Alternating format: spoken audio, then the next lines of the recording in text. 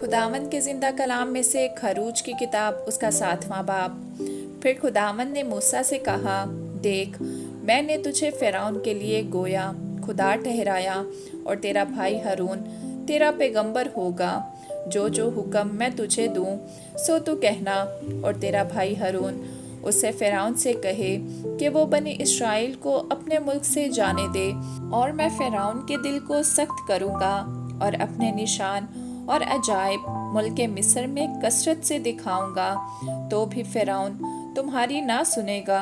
तब मैं मिस्र को हाथ लगाऊंगा और उसे बड़ी बड़ी सजाएं देकर अपने लोगों बनी इस्राएल के जत्थों को मुल्क मिस्र से निकाल लाऊंगा।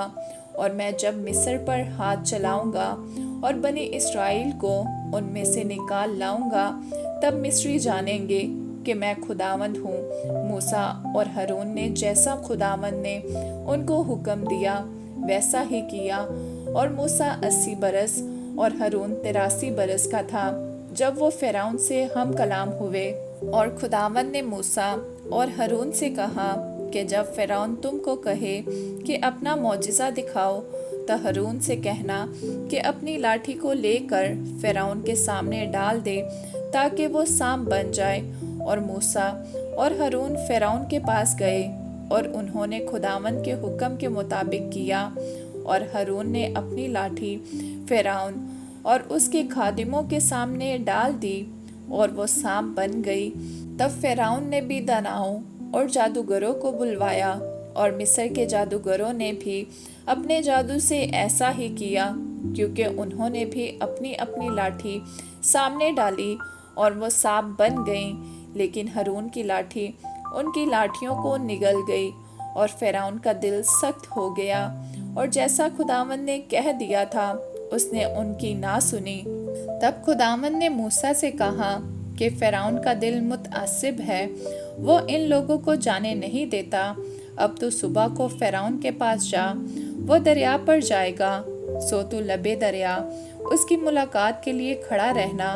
और जो लाठी सांप बन गई थी उसे हाथ में ले लेना और उससे कहना कि खुदावंद इब्रानियों के खुदा ने मुझे तेरे पास ये कहने को भेजा है कि मेरे लोगों को जाने दे, ताकि वो बियाबान में मेरी इबादत करें। और अब तक तूने कुछ समायत नहीं की, बस खुदावंद यूँ फरमाता है कि तू इसी से जान लेगा कि मैं खुदावंद हूँ।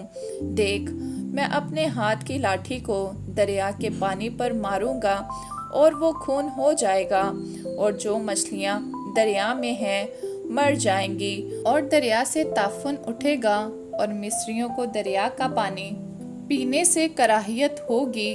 और खुदावंद ने मूसा से कहा कि हारून से कह अपनी लाठी ले और मिस्र में जितना पानी है, यानी दरियाओं और नहरों और झीलों और तालाबों पर अपना हाथ बढ़ा, ताकि वो खून बन जाए, और सारे मुल्क के मिस्र में पत्थर और लकड़ी के बर्तनों में भी खून ही खून होगा।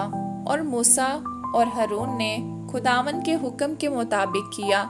उसने लाठी उठाकर उसे फ़िरौन और उसके खादिमों के सामने दरिया के पानी पर मारा, और दरिया का पानी सब खून हो गया, और दरिया की मछलियाँ मर गईं, और दरिया से ताफुन उठने लगा, और मिस्री दरिया का पानी पी ना सके, और तमाम मुल्क मिस्र में खून ही खून हो गया।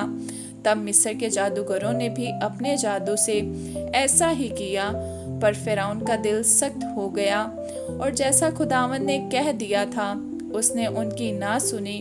और फ़िरौन लौटकर अपने घर चला गया, और उसके दिल पर कुछ असर ना हुआ।